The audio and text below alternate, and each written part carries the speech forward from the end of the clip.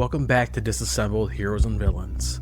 Tonight, we explore a simple idea that shows up again and again across stories. Power always returns.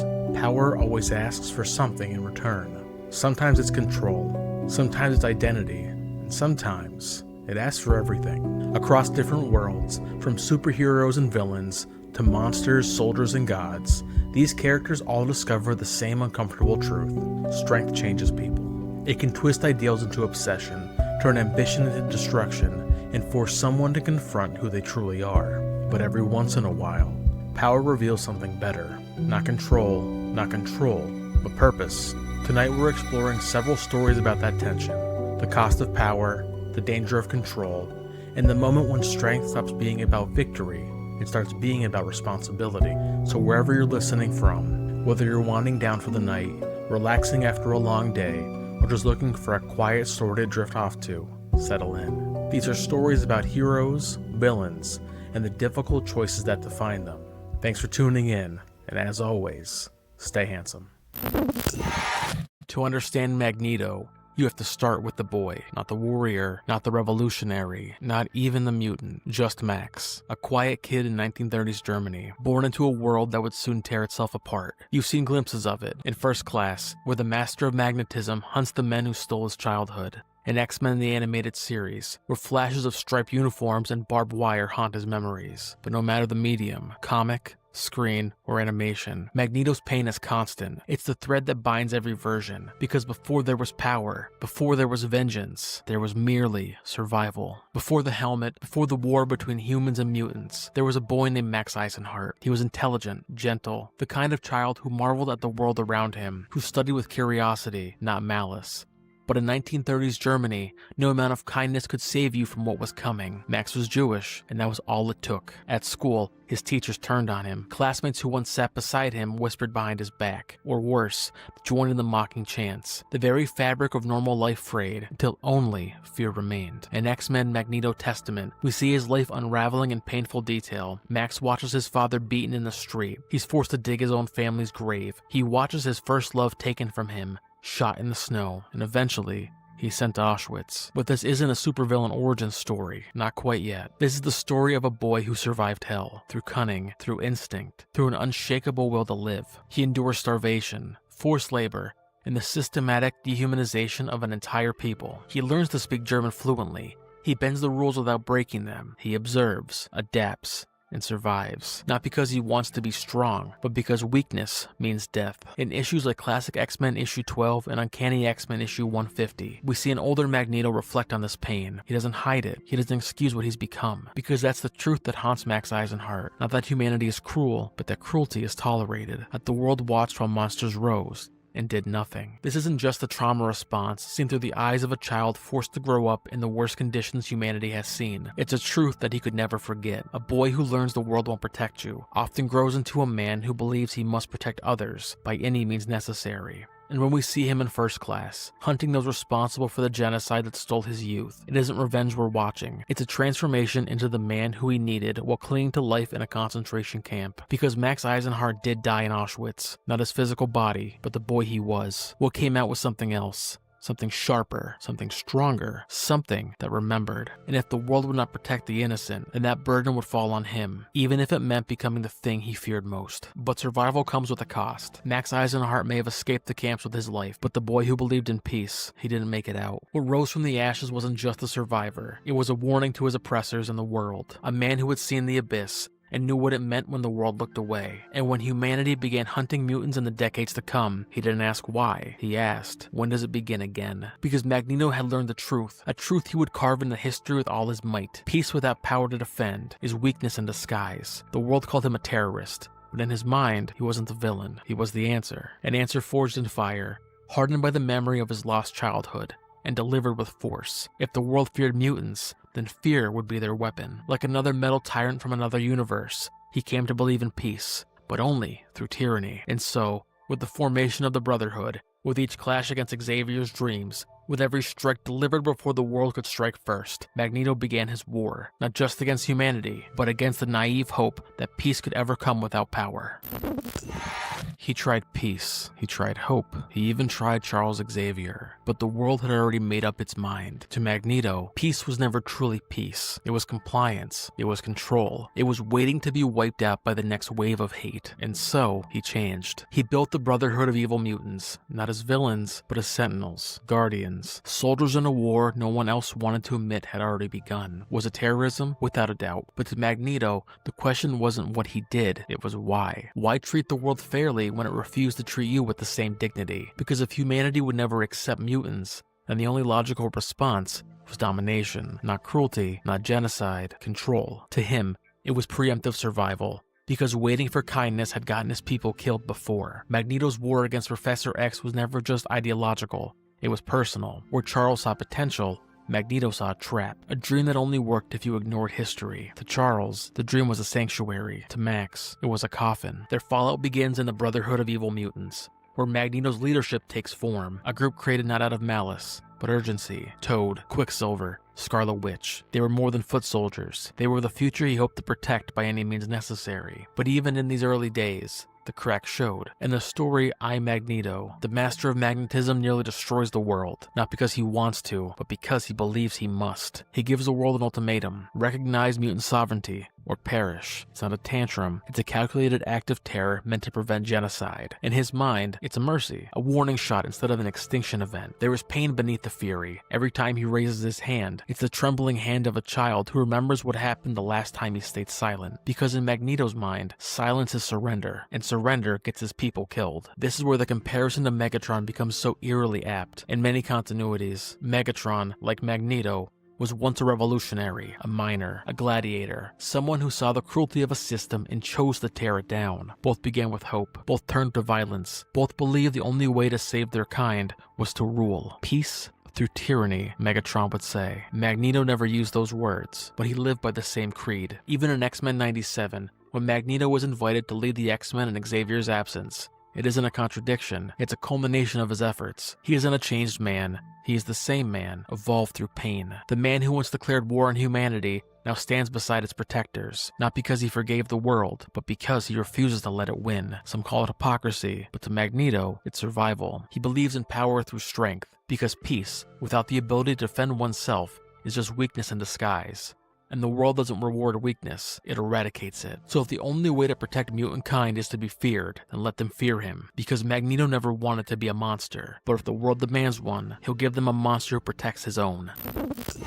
But before we return to Magneto's war between peace and power, make sure to follow or subscribe to Disassembled Heroes and Villains on your favorite podcast app. Each week we pull back the mask, whether it's worn by a hero, a villain, or someone caught in between. And next week, we shift from revolution to responsibility. A soldier built for battle, a leader burdened by legacy, a warrior who never wanted command, but carries the weight of it anyway. Next week, we march alongside Ultra Magnus, and coming soon, a new series for the diehards, the obsessives, the lore keepers. Disassembled Deep Cuts is almost here, where we go deeper, darker, and farther into the stories that shape the mythos, starting with a monster who waged war in the stars. Now, back to Magneto, and the man who chose to become the fear he could never outrun.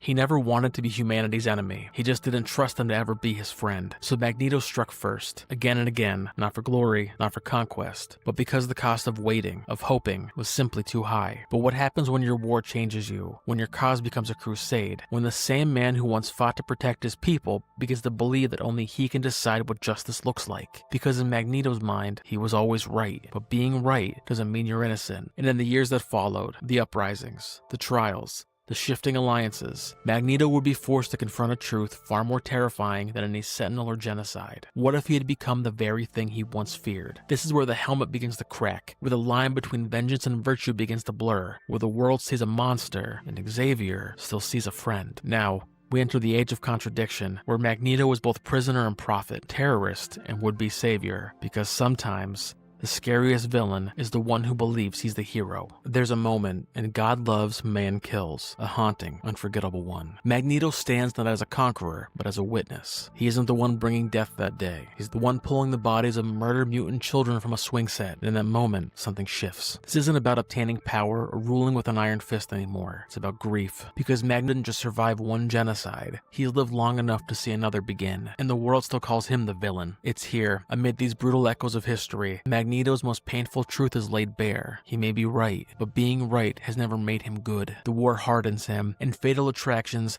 Magneto unleashes an electromagnetic pulse that kills hundreds and wipes out technology across the globe. It's his warning shot to humanity, a show of power to make them understand what it means to live in fear. But his victory is hollow, empty, because Charles, his only equal, his only friend, can't let it stand. In a brutal counterattack, Xavier shuts down Magneto's mind. He doesn't arrest him, he doesn't plead with him, he removes his entire consciousness.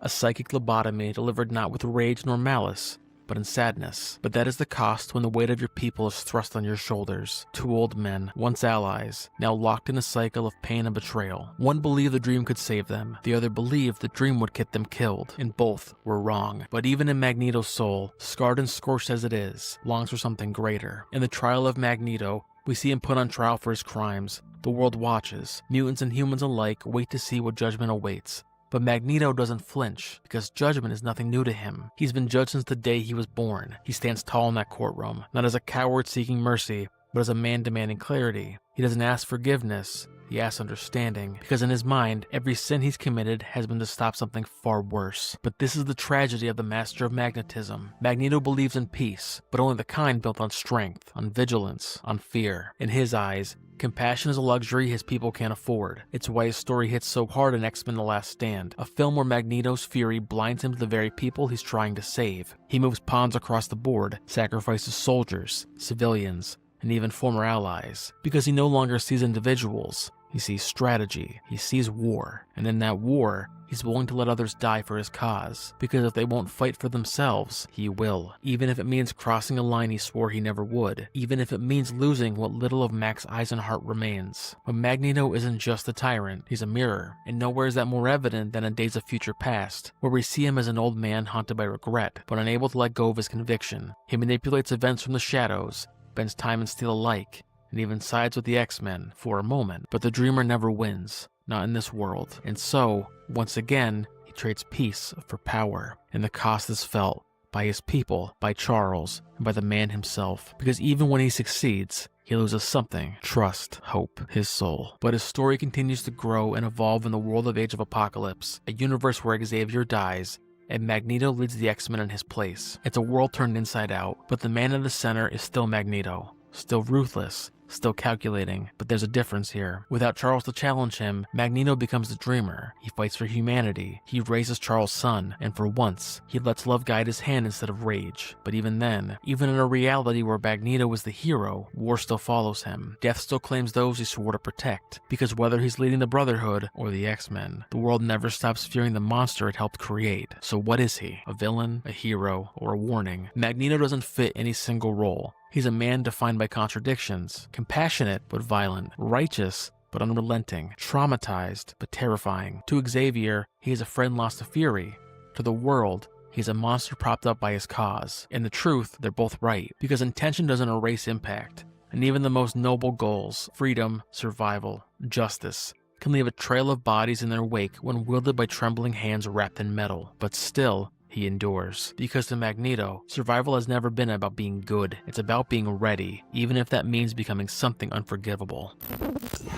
But what happens when the war never ends? What becomes of the warrior who's lost everything, but survives anyway? For Magneto, there is no retirement, no final victory, only the weight of history pressing down like iron chains, dragging behind him every mistake, every grave, every dream turned to ash. And yet, he keeps walking. Because survival isn't the same as healing, and redemption, that's not a reward, it's a reckoning. The years pass, Magneto doesn't soften, he calcifies, becoming colder, more precise, no longer driven by vengeance, but not yet at peace. But something remarkable begins to unfold. He stops trying to win the war, and instead, it begins to change. Now we enter the twilight of the Master of Magnetism, a man older, wiser, tired, but not broken, a man still haunted by his past, but no longer defined by it. This is the story of Magneto's reinvention and the cost of choosing a better path after a lifetime of walking the wrong one. In the aftermath of bloodshed and betrayal, what comes next for a man like Magneto? Can a lifetime of horror and power be transformed into something righteous? Or is it simply too late? For a long time, Magneto believed the answer was war, but in the shadow of House of M, we saw the truth. It was family that broke him. After Wanda, the Scarlet Witch, rewrote reality itself to give mutants a world of peace, it collapsed under the weight of betrayal. The dream turned into a nightmare, and as she uttered those 3 fateful words, "No more mutants," Magneto's legacy shattered, not with a bang, but with silence, with loss. In that moment, Magneto was no longer the master of magnetism. He was just a father who failed to protect his daughter, and worse, a man who placed too much faith in power. Years later, we find him adrift in 2014's Magneto miniseries, a sharp, bleak series that strips him of armies, titles, and allies. He becomes a ghost in the ruins of his own legend, a one-man war machine hunting down those who prey on mutants. He's not trying to lead, he's trying to atone. But what's so haunting is how effective he still is. Without fanfare or speeches, he executes justice. Surgical, brutal, and precise. He's not doing it for glory. He's doing it because someone has to. It's the clearest portrait of who Magneto really is when no one's watching. A man who still believes his people deserve better, even if he no longer believes he does. And then comes the Isle of Krakoa and House of X. Magneto doesn't return to lead a rebellion. He returns to build a future. For the first time in history, mutant kind establishes a sovereign nation, a home that cannot be taken from them. Xavier invites Magneto not as a rival, but as a partner, and he accepts. Not because he trusts Charles, but because he finally believes in the idea of mutant unity. It's here that Magneto evolves once more. He's no longer the outsider. He's a foundation. An X-Men Sword and X-Men Red, he becomes a quiet, forceful presence, a strategist, a statesman, and yes, a teacher once more. The very role he once mocked became his new identity. He trains the next generation not to fight for him, but to never bow again. He doesn't just preach strength, he models dignity. And through it all, the world watches as the once feared terrorist becomes something far more dangerous, a leader who has nothing left to prove. But no era of peace lasts forever. In Judgment Day, as Krakoa faces cosmic annihilation, Magneto is offered a choice: survive or protect, and he chooses sacrifice. Knowing his death may doom the island's resurrection protocols forever, he still gives his life to stop the enemy, not with rage, not with hate, but with calm determination. As he bleeds out beneath the Martian soil, he says, "There's no resurrection for me. Let them remember what I did." It's the most human moment of his life, a death not born from vengeance, but from love. Because for once, Magneto isn't dying for war, he's dying for peace. We see that same struggle reflected in X-Men 97, a man weathered by guilt, still sharp, still powerful, but more tired than he'll ever admit. And yet, he chooses to carry Xavier's dream forward. He leads the X-Men not with iron will, but with trembling hands. Not because he believes he's worthy, but because someone must. In Days of Future Past, we saw what his final evolution could look like. The war is over, the future is saved, and Magneto disappears. Not in surrender, but in silence, a storm finally fading. He isn't the man he once was, and that's the point, because redemption doesn't erase the past, it simply makes a different future possible. And for Magneto, the man who survived the Holocaust, lost children, raised cities, and built nations, the future is no longer about him, it's about who comes next. The legacy he leaves behind, not as a conqueror, not as a martyr, but as proof that change is still possible, even for the worst of us. He was born to a world that taught him survival is the only law, a child of war, a son of ashes. Magneto emerged from the Holocaust not just as a mutant, but as a warning, as a reminder that history, left unchecked, repeats. At the hunted will eventually grow claws, and yet the question haunts us: was he a savior or a tyrant? That tension has defined his very evolution, because Magneto doesn't begin as a villain, he begins as a man who lost everything. Again and again, his parents, his children, his home, and through each loss, the world pushed him further from mercy, closer to certainty. That's the danger, isn't it? Certainty. In his eyes, every act of terror was defense, every escalation a necessity. When he dropped an asteroid on the Earth or stripped Wolverine's skeleton, he wasn't acting out of malice. He was acting out of fear. Fear that if he blinked, if he compromised, mutants would burn just like his family had. But certainty can be a poison. It convinces us that compassion is weakness, that power is the only answer, that people are tools or threats, and nothing in between. Magneto believed he was protecting his people, but what do you become when protection turns to domination? When leadership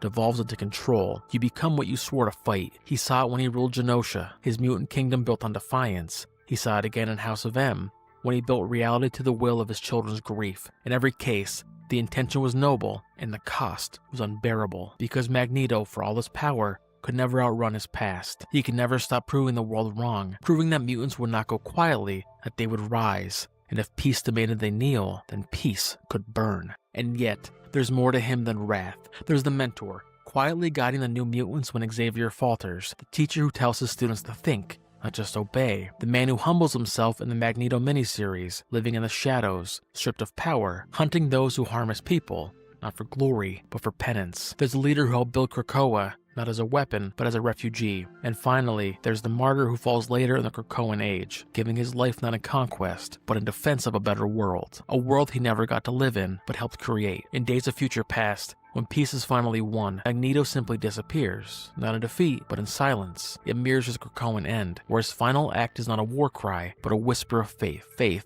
that maybe, just maybe, the dream no longer needs to survive. And this is at the heart of Magneto's story. Not a hero, not a villain, but a man caught in the rift between memory and hope, who spent his life walking the razor's edge between revolution and ruin, who believed, deeply, that the ends justified the means, until he saw what those means had cost. His story forces us to ask, what do we become when the world refuses to change, when the dream fails us, when power offers safety but robs us of our soul? And more haunting still, what if the monster was right? But here's where the story turns inward, towards us, because maybe Magneto's struggle isn't just the story of a persecuted mutant whose rage fueled his conquest. Maybe it's a human one. How many of us are shaped by pain we never asked for? How many of us carry grief so deep we start believing that control is the only way to feel safe, that strength means never showing weakness, never forgiving, never bending. But Magneto shows us the danger of living like that for too long. He teaches us that pain can shape us, but it does not have to define us, that survival is not enough. We must also choose what we become in the aftermath. A legacy isn't about power, it's about what we leave behind in others. So ask yourself, are you still chasing vengeance for wounds the world doesn't see? Have you mistaken fear for strength? And have you had the chance to change?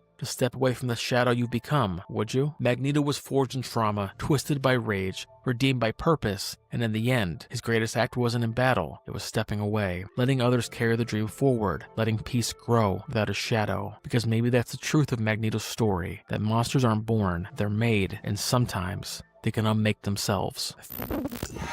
Thank you for walking with us through the fire, through the fury, through the silence between wars, through the man who refused to kneel, no matter the cost. Because Magneto wasn't born to conquer, he was born to survive. A child of genocide, a father to a lost future, a king with no throne. He carried the weight of the world that never wanted him to exist, and in turn, he carried his people on his back, through exile, through betrayal, through every compromise Charles Xavier never had to make. He made hard choices, because someone had to. He ruled, he rebelled, he relented, and in the end, he bled for a world that still feared him. Across the multiverse, his path may shift, but the burden never does. In one life, he builds mutant utopia. In another, he watches it burn. In some, he is the villain. In others, he's the only one who sees what's coming. Because that's the truth of it, isn't it? That leadership is not about purity. It's about pressure. It's not about who deserves power, but who dares to wield it. And Magneto dared, again and again. Not for glory, not for vengeance, but because he believed no one else would. He believes mutants needed someone who didn't dream, someone who remembered. He became that someone, until finally, he didn't have to. So we're left with the question, was Magneto a villain, or the only one who truly understood what was coming? And there is the legacy of Max Eisenhart. Not a monster, not a messiah, but a mirror, reflecting the cost of survival and the burden of vision. So sit with that.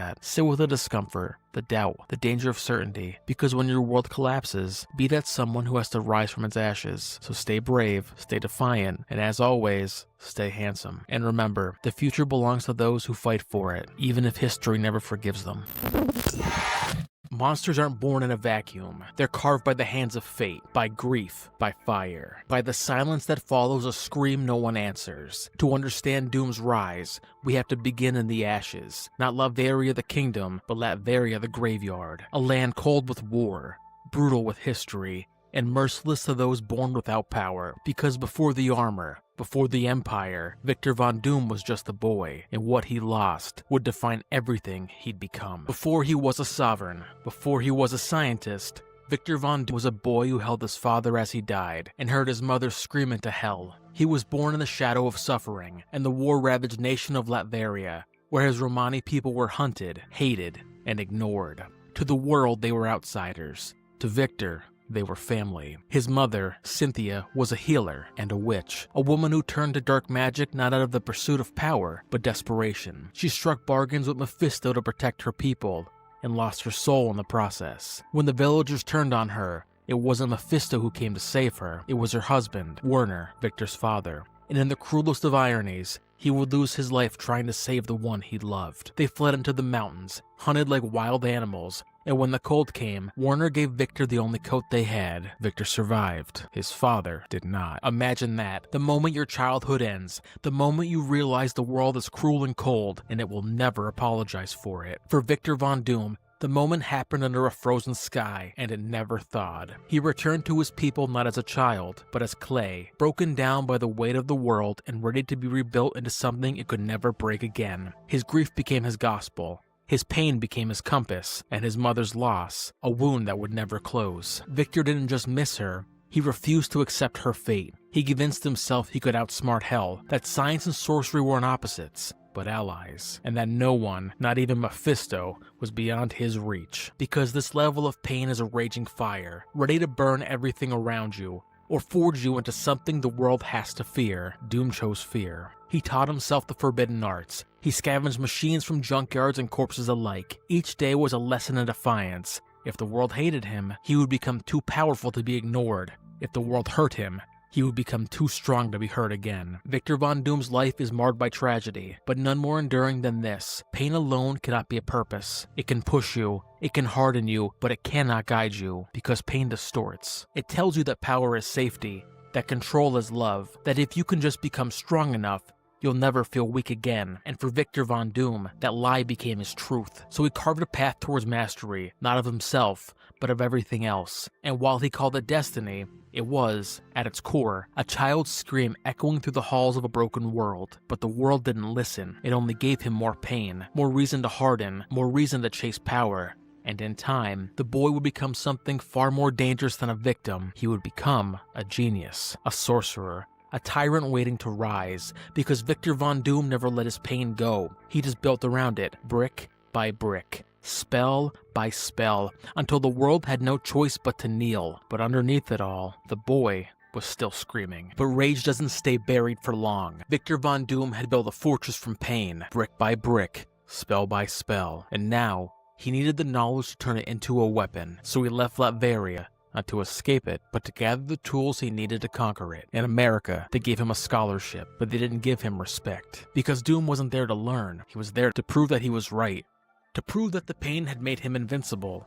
To prove that the boy who once had nothing could master the world through intellect alone. But genius, untempered by humility, is a blade that cuts both ways, and the sharper Victor's mind became, the more dangerous it was to everyone around him, especially to himself. Because brilliance may open the door to greatness, but pride decides who walks through, and in Doom's case, that door will lead straight into madness. Victor Von Doom was the living embodiment of a storm, fierce, focused, unrelenting. And when the Empire State University offered him a scholarship, they thought they were giving a gifted young man a way out, a chance to escape a forgotten country with little to offer a bright mind. Instead, they were feeding the fire. Victor arrived in America with a singular mission, not to assimilate, not to adapt, but to excel, to dominate. He didn't want friends, he didn't need them. Not when he carried a mind sharper than any blade, and the memory of a frozen corpse and a screaming soul fueling every breath he took. He studied quantum mechanics by breakfast, mysticism by dinner, and by midnight, he bent them together, because Doom did not believe in boundaries. But there was one name he couldn't outrun: Reed Richards. Another mind, another rival, not born in fire, but brilliance all the same. Reed warned him, said the equations didn't add up, but Doom wouldn't listen, because if he was wrong, that meant he could fail. And Doom does not fail. So he built a machine, tried to pierce the veil between worlds, to find his mother, to cheat hell itself,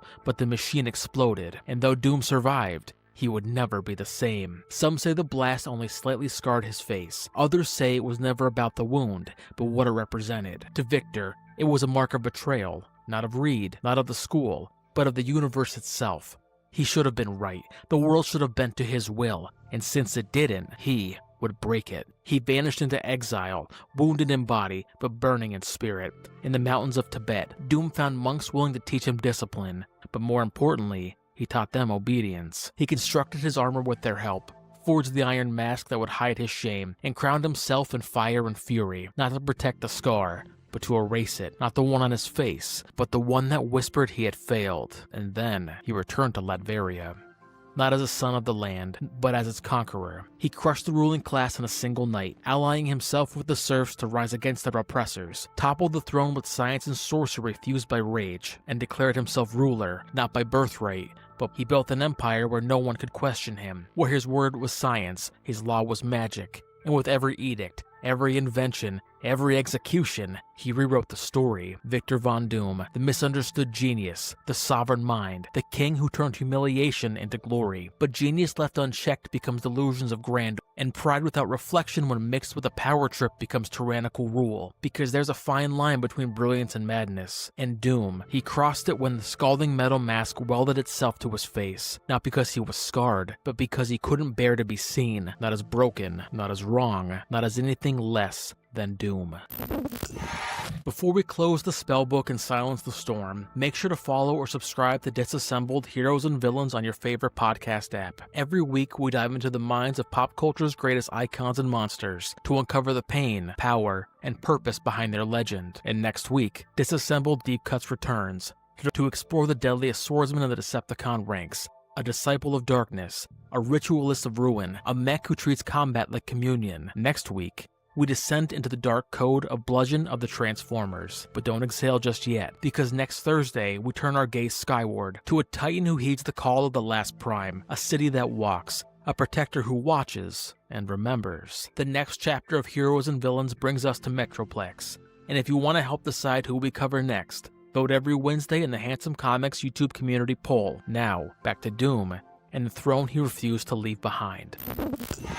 Power brought him glory. The mask brought him fear, and the throne brought him control, but none of it brought her back, because beneath the genius, beneath the empire he forged from blood and pure will, Victor Von Doom was still a son, and his mother was still screaming. For all his inventions, for all his dominion over life and death, there was one realm he could not bend to his will: hell. And so, Doom did what he always did when faced with pain he could not bear. He turned it into a mission, not for peace, not for closure, but for conquest. Because hell hath no fury like a Doom scorned, but Mephisto doesn't trade in science, he doesn't deal in logic, and what he offers always comes with a price, especially for those who think they're smart enough not to pay it. Some men make peace with their pain. Victor Von Doom locked his in a cage, and then tried to storm hell to break it open. Since childhood, he believed Cynthia Von Doom wasn't truly gone, only trapped. Condemned to eternal torment by Mephisto, and in Doom's mind, that wasn't fate, it was a challenge. He spent years preparing, years building a device to pierce the walls between dimensions, but science alone had failed him once, and so this time, he turned to sorcery. Doom scoured forbidden texts, studied the black arts, and plotted not with fear, but precision, not to beg, not to mourn, but to win. And he would not enter the devil's realm alone. He needed an equal, a man he hated and respected. Reed Richards might have been his intellectual rival, but Stephen Strange, he was Doom's only peer in power. And so, in one of the most unlikely alliances in Marvel history, Dr. Doom and Dr. Strange set out together. Two sorcerers, two egos, one mission. Triumph and Torment isn't just a battle between good and evil. It's a glimpse into the soul of a tyrant, because here, we see Doom not as a conqueror, but as a son, a desperate man hiding behind the mask. Together, they descend into Mephisto's Inferno, and in this realm, nothing is as it seems. Time bends, truth twists, and nothing is given freely. They battle horrors no science can measure, demons that feed on memory, specters that echo failure, and even Doom begins to falter, because Mephisto doesn't fight head-on. He makes you question everything, your mind, your mission. He offers you what you want, and takes what you need. Doom, for once, cannot control the board. This isn't his game. But then, a moment, Mephisto, amused by Doom's arrogance, offers a choice. He can leave with his mother's soul if he sacrifices the soul of an innocent. And in that moment, Victor Von Doom does not hesitate. This is the man who crushed rebellions, leveled cities, and ruled with an iron will. The man who once believed that ends justify everything. And now, faced with the devil's price, He offers Strange Soul without blinking, because to Doom, the mission matters more, because Doom does not fail. But Mephisto doesn't deal in clean victories, he twists the knife, and when Cynthia Von Doom learns the cost of her freedom, she refuses to go, not out of fear, but out of principle. She sees what her son has become, what he's willing to sacrifice, and when she chooses to remain in damnation rather than be freed by betrayal. Doom doesn't lose the battle. He doesn't lose to Strange, he loses to grief itself, because love cannot be bought with power, and pain cannot be conquered like a kingdom. And when they return, Strange offers a rare word of praise. Doom does not smile, he simply turns and walks back into the shadows.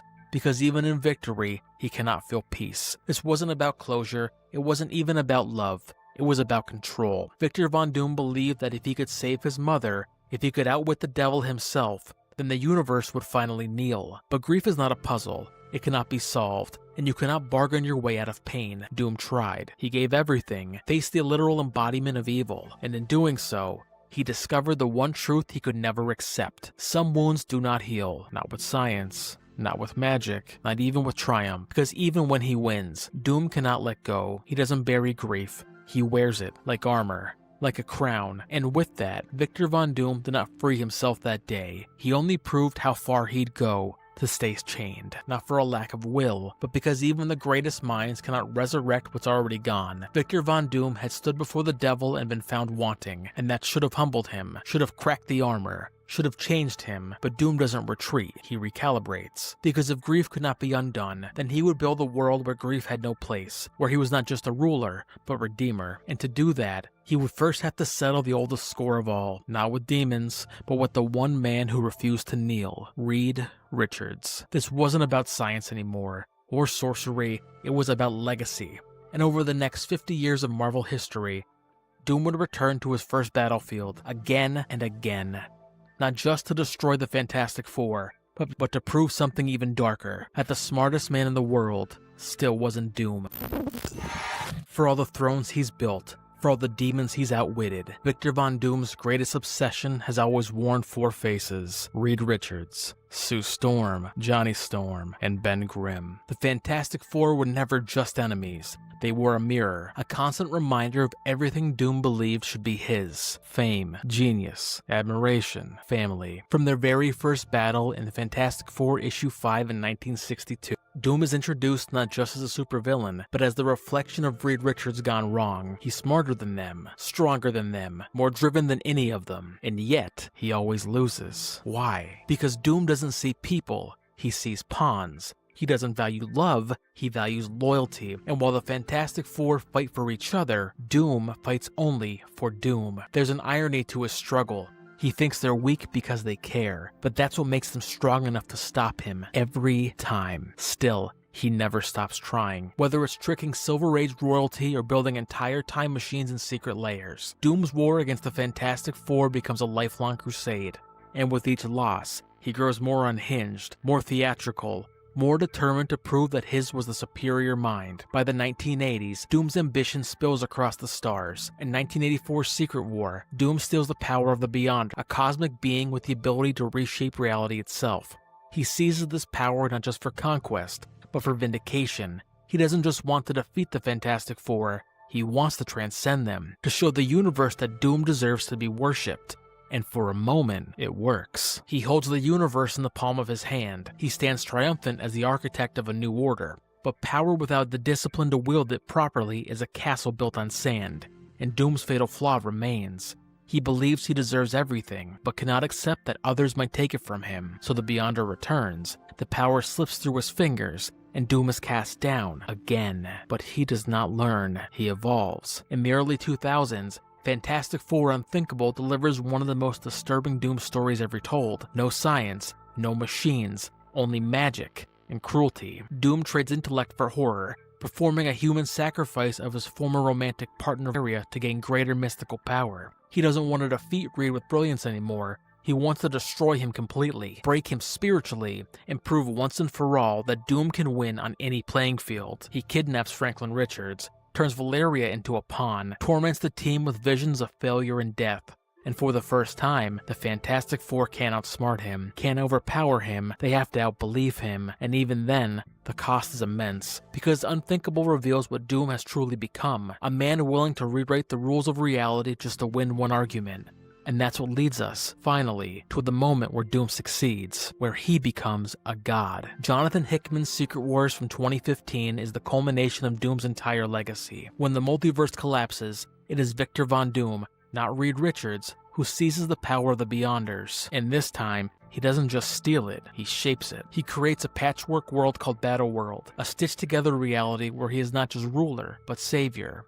He brings order to chaos, ends war, unites kingdoms under a single law, his. He reshapes the world in his image, even remakes Sue Storm as his wife, adopts Franklin and Valeria as his children. He has the life he always envied. He is the god he always claimed to be, and still, he's haunted, because in the quiet corners of the world, something eats at him. Not rebellion, not revenge, but doubt. Because Doom knows he didn't build the world from nothing, he stole it. From Richards, from fate, from the universe itself. And even now, with galaxies praising his name, he feels small. Because Victor Von Doom can conquer dimensions, but not the whisper in his soul that says, "You're still not enough." And when Reed returns with the remaining power of the Molecule Man and Doom's world in shambles, the two rivals battle for the fate of all realities. In the end, Doom fails, letting the power of the multiverse slip through his fingers. Because for all the universe he commanded, Doom could not command himself. Even as a god, he was still the scared boy who lost his mother, still the rival trying to beat the better man, still the tyrant mistaking worship for love. This was never about Reed Richards. It was always about the thing Doom feared most, being seen, not as a ruler, not as a genius, but as someone who didn't deserve to win. And so, Doom fails, not in fire, but in silence, because he ruled the multiverse, and still couldn't silence the war inside. But Doom survives. He always survives, even after the fall of Battleworld, even after Reed Richards reweaves reality and leaves the God Emperor Doom persona behind. When the dust settles, Victor Von Doom is alive and scarred. His face, once a symbol of shame, is healed, but the wound inside, the one no power could fix, still festers. So we try something different, not a new conquest, not a new title, but a new identity. In the absence of Iron Man, Victor Von Doom puts on the armor, not to mock, not to infiltrate, but to become a hero. At least, that's what he tells himself, because Doom doesn't want forgiveness. He wants to be seen as changed, to be known as redeemed. But can a man ruled by control ever truly surrender? Can Victor Von Doom become something more if he never lets go of who he was? Victor Von Doom has ruled nations, defied gods, and rewired the multiverse. But what happens after a god gives up the throne? For Victor Von Doom, the answer wasn't surrender, it was reinvention. In the aftermath of Secret Wars and the destruction of Battleworld, Doom doesn't die, he doesn't retreat, he reemerges, scarred but healed, armorless, and unmasked. He steps down from the throne of Latveria, not in exile, but in transformation. He appoints General Dick, one of the nation's top military minds, to help transition Latveria into a free state. He walks away from absolute rule so he can try something harder, redemption, not through conquest, but through heroism. Not just any hero, Iron Man. Victor had always admired Stark, not publicly, not openly, but deep down, he saw him as an equal. A man who built power with brilliance rather than blood. A man who could have become Doom, but didn't. So when Tony Stark falls into a coma after Civil War II, Doom sees more than a void. He sees a message, a challenge, a path forward, an opportunity. And so, he steps into the armor, not to mock Stark, but to honor him, not to rule, but to protect. And at first, it works. He tracks down Madame Mask and exorcises the demonic presence inside her. He confronts old enemies, dismantles criminal empires, and offers aid to S.H.I.E.L.D. He even begins to form a fragile bond with one of Stark's old flames, Amara Pereira, a human connection few ever see him make. But beneath the surface, the mask is slipping, because Doom doesn't ask for trust, he demands it. He doesn't earn forgiveness, and in his attempts to become Iron Man, he brings old ghosts with him. Mephisto returns, not in the form of fire and fury, but in the shape of Doom's dead mother, a simulacrum, a weapon, a test. Because for all his attempts at virtue, Victor had never truly made peace with her death, never fully confronted the hole it carved in his soul, and Mephisto knows this. Because redemption isn't about doing good deeds, it's about facing the pain that made you cruel in the first place. Doom resists, he fights, he overcomes, but even then, the world doesn't embrace him. S.H.I.E.L.D. hunts him, the heroes mistrust him, and the people he tries to save still only see the Tyrant. And why wouldn't they? Because even now, Doom cannot stop trying to control the narrative. He refuses to admit his failures. He bends truth to fit his arc. He helps, but only on his terms. Because for Doom, change without power still feels like weakness, vulnerability still feels like defeat, and even when he means well, he builds walls instead of bridges. He hides intentions with genius. He replaces accountability with spectacle. He wants to be better, but he cannot let go of the belief that only he knows best, and that is not redemption, that is still just his ego. Because to truly change, you must first surrender, not to an enemy, to yourself. And Victor Von Doom is incapable of that. He'll fight demons. He'll wear new armor. He'll even play savior when the world allows it, but Doom will never kneel, not even to the truth. So ask yourself, can you change without surrender, or does real transformation require more than action? Does it demand humility? Because Doom never learns that lesson, not in armor, not in fire, not in silence, and even though he walks the path of a hero, he walks it alone, because to the world, he is still Doom, and in his heart, he still believes he should be God. But Doom's story didn't end with Iron Man's mask. When his face was once again scarred,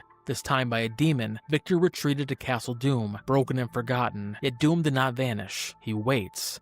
And when Latveria is torn open by tyranny, he returns, crowned not by acclaim, but necessity. He creates Victorious, a new herald forged by the power cosmic. He imprisons Galactus. He conquers Symkaria through diplomacy and sword, and still he is not whole. Framed for war, betrayed by his own machines, haunted by visions of the man he could have been, even death cannot contain him. Shot in the head by Taskmaster, cast into hell by Mephisto, resurrected by death itself. Each time, Doom survives. Each time, he returns more determined. He sees the world where he ruled with wisdom. He meets a version of himself who abandoned ego and flourished. And what does Doom do? He kills that man. He destroys that world. Because if he cannot be perfect, then no one can. He wages war with Dormammu, absorbs the power of the Faltine, battles across the multiverse, reshaping Hydra and bending nations to his will. And when the sky darkens with eternal night, it is Doom who steps forward, not as a villain, not as a savior, but as something far more dangerous. A man who believes only he can save the world.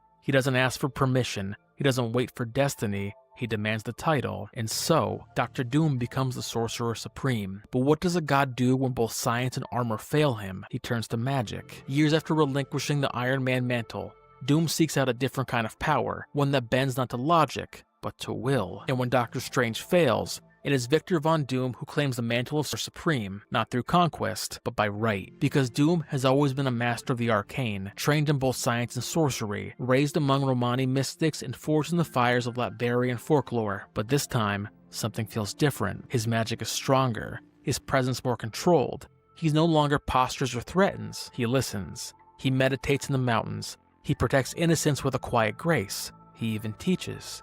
And for the first time in years, Doom seems at peace.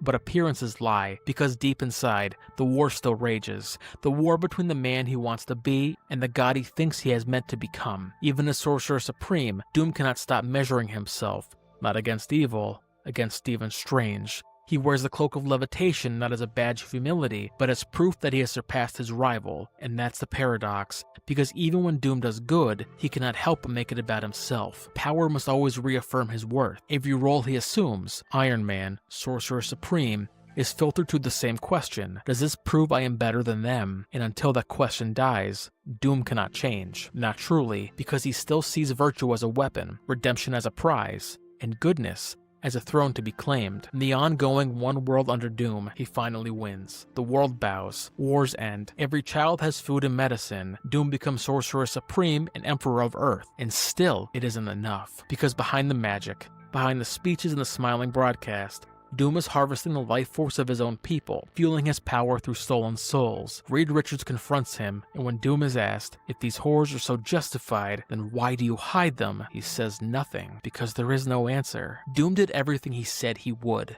He gave the world peace, prosperity, and unity, but only if the world gave him something greater in return: worship. But even that wasn't enough, because no matter how many worlds Doom reshapes, how many mantles he wears, how many enemies he conquers, there is one thing he can never defeat: the mirror. Not the reflection others see, but the one he sees when the power fades. A man who could have saved the world 1,000 times, if he hadn't always needed it to know his name. So what do we do with a legacy like that? How do we measure a man who rewrote the laws of life and death, only to prove he could never rewrite himself? Not by his victories, not by his genius, but by the scars he leaves behind, because the legacy of Victor Von Doom isn't carved in metal or magic. It's written in the lives he tried to own, the truths he refused to face, in the kingdom he built atop a throne of fear. And now, as the world turns without him, we must ask, what remains of Doom, and what does it mean to live in his shadow? What do you leave behind when your name becomes legend? For Victor Von Doom, legacy was never a side effect, it was the goal. From the moment he first forged a mask of iron and fire, Doom wasn't just trying to win, he was trying to be remembered. Not as a villain,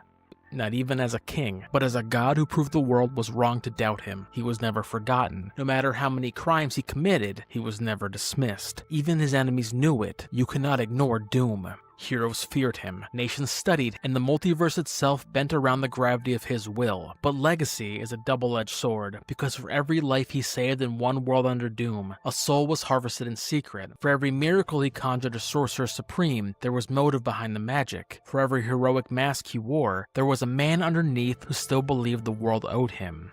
That's the contradiction history can't resolve. Victor Von Doom wanted to be more than a tyrant, but he never wanted to stop being Doom, and so he becomes something else, an archetype. The ruler who believes order justifies cruelty, the genius who thinks brilliance excuses pride, the man who could have been humanity's greatest protector, but chose instead to be its reflection. Because if Reed Richards represents the ideal, the man who shares knowledge, who uplifts, who builds, then Doom is the warning. The path where genius becomes obsession, where trauma curdles into control, where greatness becomes a cage built of ego. And yet, that's what makes him unforgettable, because unlike so many villains, Doom didn't want to destroy the world, he wanted to fix it. He just couldn't do it without making sure everyone knew whose hand was on the lever, and that's why he endures. In every generation, Doom returns, not because he escapes death, but because we never stop needing him. He is the question no hero can answer. What if the villain was right? He is the temptation every genius must resist. What if you could fix the world, but only if you ruled it? But Doom's story doesn't just belong to comics, it's a mirror for us. Because how many of us pursue greatness, but only on our terms? How often do we confuse control with virtue? How often do we demand trust without earning it? We tell ourselves we're doing good. We say it's for others, but if we're being honest, is it really? Or is it about proving we were right? Doom shows us the danger of chasing redemption without humility, of seeking transformation without surrender, of wanting to be better without giving up the need to be worshipped for it. So ask yourself, are you building something to serve others? Or to be seen? Are you changing or just rebranding? Because Doom wears every mask, hero, villain, god, and believes they all prove his worth. But true greatness, it doesn't wear a mask at all. Thank you for walking with us through the iron will and fractured soul of Victor Von Doom, through the fires of childhood trauma, through the corridors of power, through the halls of science and magic and multiversal ambition. We've seen a man who's lost everything, and instead of grieving, he built an empire. We've seen the genius who refused to kneel, even when it cost him his face, his friends, and his future. We've seen a villain who tried to become a hero, but only on the condition that he still got to be the one in charge. Because Doom's legacy is one of ambition, brilliance, and ruin. He shows us that the mask can protect, but it can also consume. That pride can drive greatness, but also isolate it. That pain, if held too long, stops being fuel and starts being fire. He became Iron Man. He became Sorcerer Supreme. He became God. But through it all, he never became free. Because Victor Von Doom never let go. Not of the grief, not of the ego, not of the belief that the world was broken unless he ruled it. And that's the tragedy, because buried beneath the scars, the spells, and the armor was always a boy in the snow, trying to prove he mattered. So be careful what you build your strength from. Sit with that idea. Sit with the ambition to change the world that left you behind. Sit with the temptation to rule it when the systems broke you. Sit with the fear that you'll lose sight of what you're building when everything you love was born from anguish. Because if you're not careful, the world you shape will still be nothing but ash. So stay sharp, stay brave, and as always, stay handsome. And remember, you can rewrite your story. You could change your path, but if you do it for control instead of truth, you're not chasing redemption, you're just building a prettier prison, and someday, you'll forget where the door is. Burnout doesn't begin with collapse. It begins with a choice that feels reasonable, responsible even. A moment where staying feels easier than stopping, where just a little longer sounds like commitment, not danger. To understand why burnout traps capable people so effectively, we have to look at the decision that starts it. Because burnout doesn't come from bad intentions. It comes from a deal that made sense at the time. Al Simmons doesn't sell his soul because he's greedy. He doesn't do it for power, or dominance, or ego. He does it for love, for purpose, for the chance to fix something he believes never should have broken in the first place. And that's what makes him so dangerous, not as a monster, but as a mirror. Because this isn't a reckless decision, it's a rational one.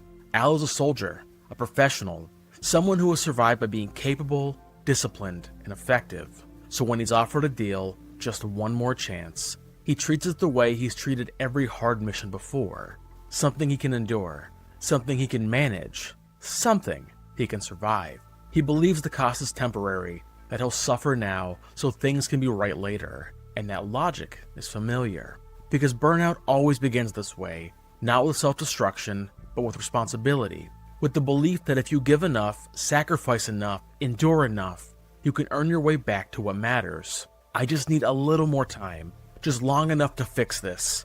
I can carry it. Al doesn't think he's losing himself. He thinks he's buying time. But here's the truth burnout never announces up front. Every deal built on sacrifice assumes you'll recognize the moment it stops working, and most people don't. Because the deal rewards you at first. It gives you purpose. It gives you identity. It gives you the reassurance that the pain means something. Spawn doesn't immediately look like a mistake. For a while, the deal works. He's powerful, necessary, important, but it's a trap. Because once suffering starts producing results, it becomes very hard to question it. Burnout doesn't start when you're feeling overwhelmed. It starts when you convince yourself the cost is proof you're doing the right thing, that the deal made sense. And it's the exact same deal almost everyone who burns out makes willingly. The problem with a deal built on sacrifice is that it assumes the world will wait for you, that the people you're doing this for will still be there unchanged when the suffering finally pays off. But life doesn't pause out of respect, it adapts. And that's where burnout takes shape.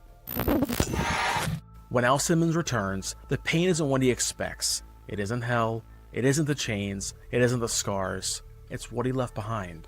Wanda didn't betray him, she didn't abandon him, she didn't replace him, she moved on. She rebuilt a life in his absence, not out of malice, but out of necessity. And that distinction matters, because the most painful part of burnout isn't being replaced, it's realizing no one needed to replace you at all. And that realization is devastating for people who believe their sacrifice was holding everything together. Because suddenly, the question isn't, why did they move on? It's, if they didn't need me, what was I destroying myself for? Spawn doesn't just lose his old life. He loses the reason for the deal with Malbosia, the idea that the suffering was protecting something fragile, the belief that everything would fall apart without him, but it didn't. And that realization creates a specific kind of grief, not for what you lost, but for what never depended on you the way you thought it did. This is the same space that modern burnout takes up, and jobs that keep running after you leave, and businesses that survive your absence, and families that adjust when you're not fully present, because you didn't matter, but because life is resilient. And that realization is so painful when you've tied your worth to being indispensable to something that never asked for your life.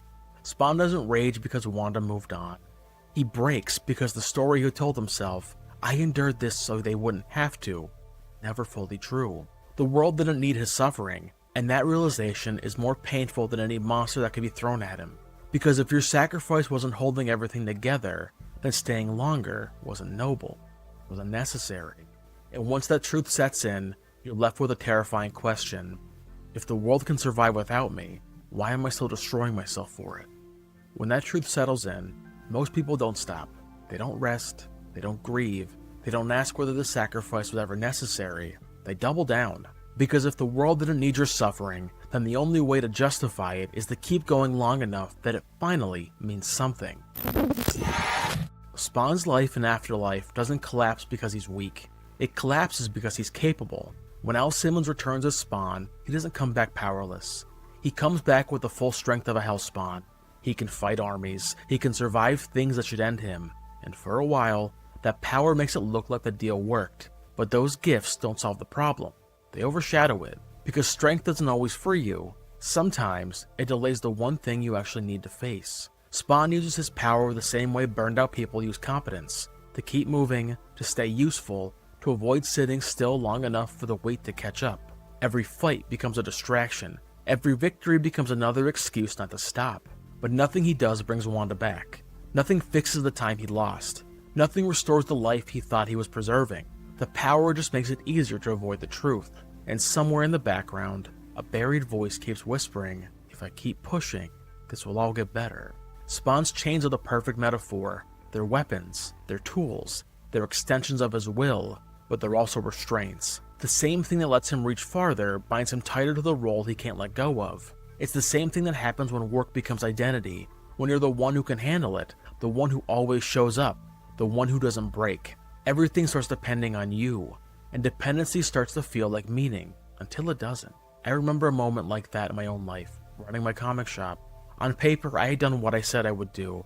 I had built something from nothing. I had taken on responsibility. People told me how impressed they were that I could manage it all.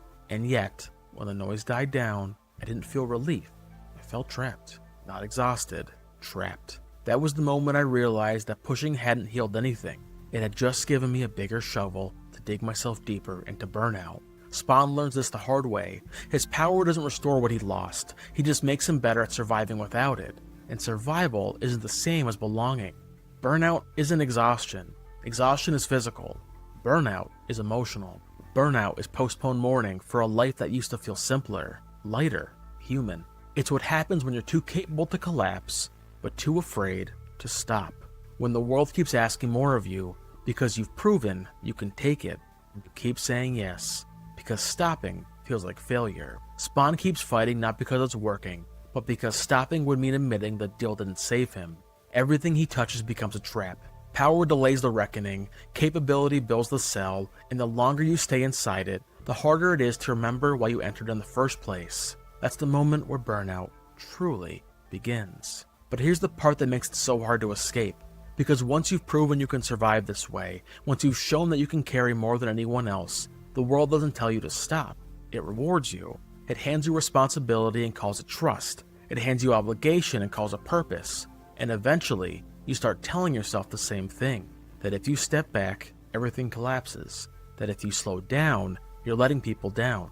That this weight is proof that you matter. That lie is what keeps Spawn trapped. And it's the same lie that keeps us burning out long after the work stopped meaning anything at all.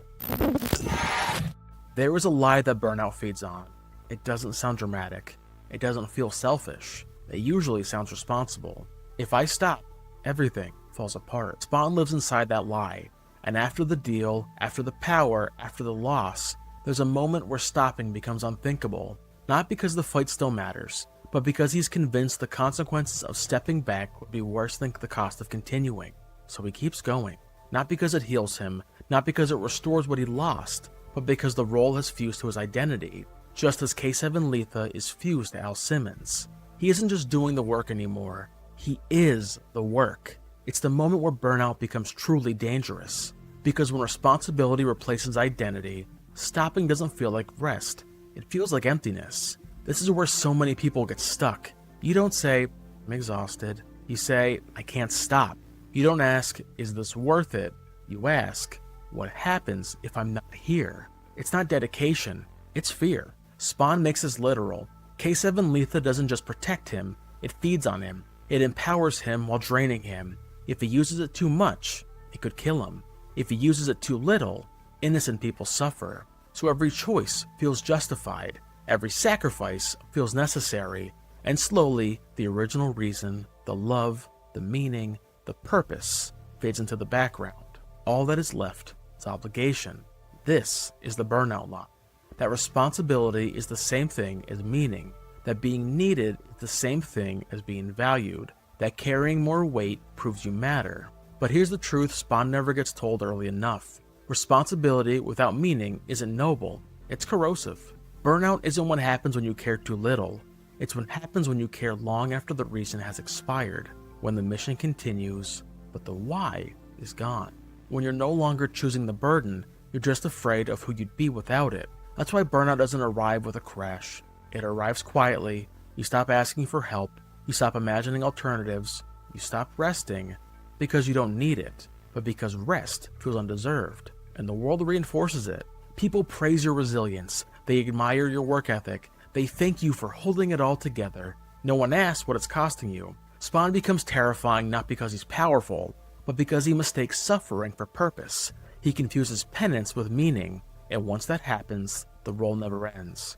Because if everything depends on you, then stopping feels like betrayal, but it isn't. It's the lie.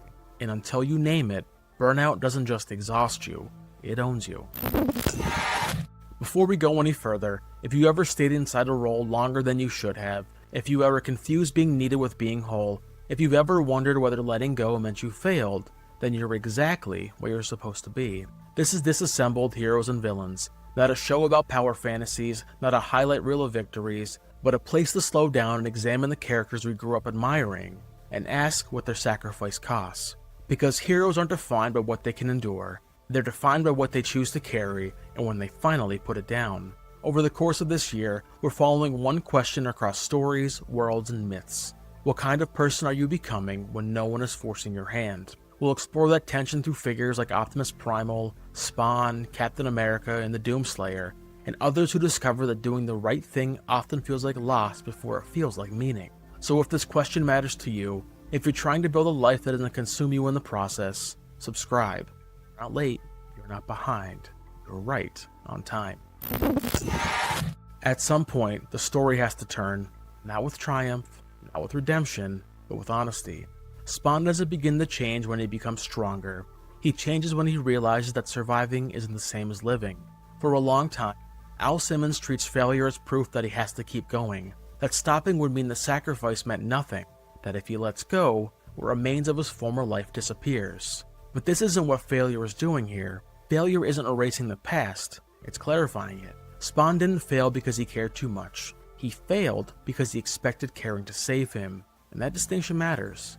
Because Burnout teaches us the same lie, that if something costs you enough, it must be worth it, that pain validates purpose, that exhaustion is evidence of meaning, but eventually, reality pushes back. The power stops working, the sacrifice stops paying dividends, the role you built your identity around stops giving anything back. And that moment feels like collapse, but it isn't, it's a signal. In Spawn's story, that signal arrives through mentors like Cagliostro, not saviors, not miracle fixes, just reminders that power is a resource, not an identity. The suit doesn't disappear, the responsibility doesn't vanish, but Spawn learns something critical. If you don't master the thing you rely on, it will consume you. That's the real lesson of failure. Failure doesn't mean the sacrifice was wasted. It means it taught you what it couldn't give you. It tells you this role can't be your whole life. The burden can't be your entire meaning. This version of you is necessary, but it isn't permanent. And that's where Spawn diverges from the characters we focused on in last week's episode, Optimus Primal of the Transformers. Primal teaches us to carry weight with integrity. Spawn teaches us when carrying it longer would destroy us. Letting go doesn't erase what you built, it integrates it. The skills stay, the growth stays, even the scars stay. What leaves is the illusion that you have to keep bleeding to matter. Stopping isn't quitting your life. It's choosing not to sacrifice yourself to a role that has already taken enough. Failure isn't the end of the story.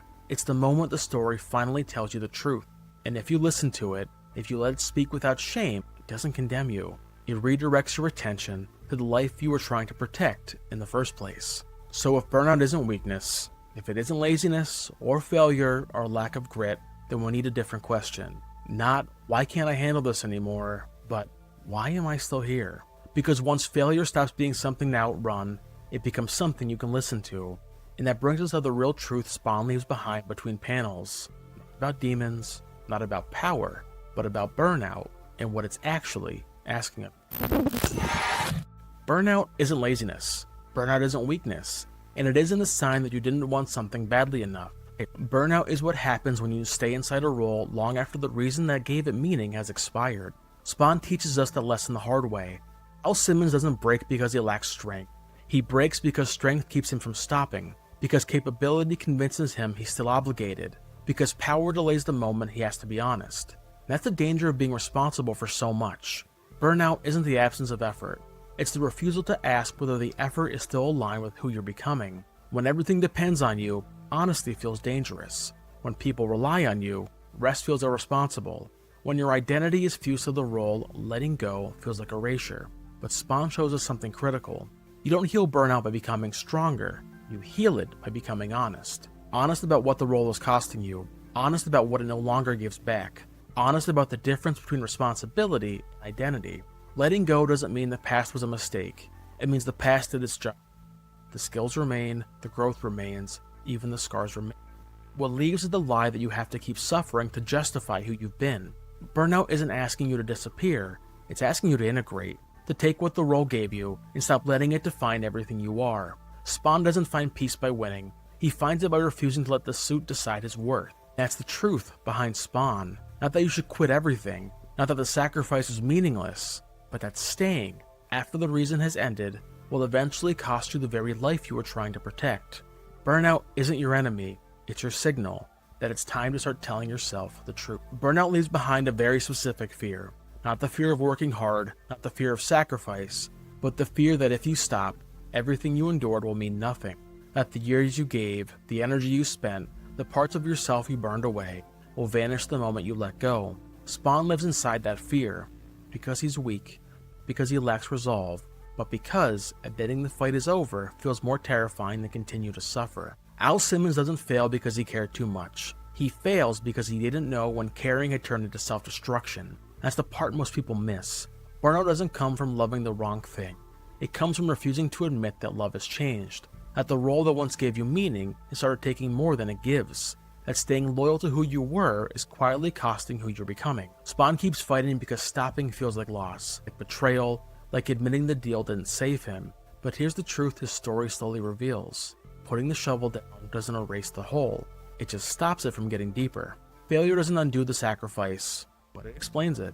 It shows you what the season could teach you and what it never could. You don't lose the skills you built, you don't lose the strength you earned, you don't even lose the scars. What you lose is the lie that you have to keep bleeding to justify having lived. Spawn doesn't find peace by going back. He can't. He finds it by finally accepting that survival alone was never the goal, that life didn't end just because one version of him did, and that's a sobering hope buried inside his story. Burnout isn't the proof that you failed, it's proof that you stayed long enough for the truth to catch up with you. So if you're tired, not just physically, but existentially, if you're afraid that stopping means the past was wasted, or that letting go means you were wrong, you're not broken, you're listening, and that matters. So I'll leave you with this question Spawn's story asked quietly. What are you still carrying because you're afraid to admit that chapter is over? Not because you're lazy, not because you quit, but because you finally outgrown the role that once made sense. If that question stayed with you, if it unsettled something or clarified something, I'd really like to hear it.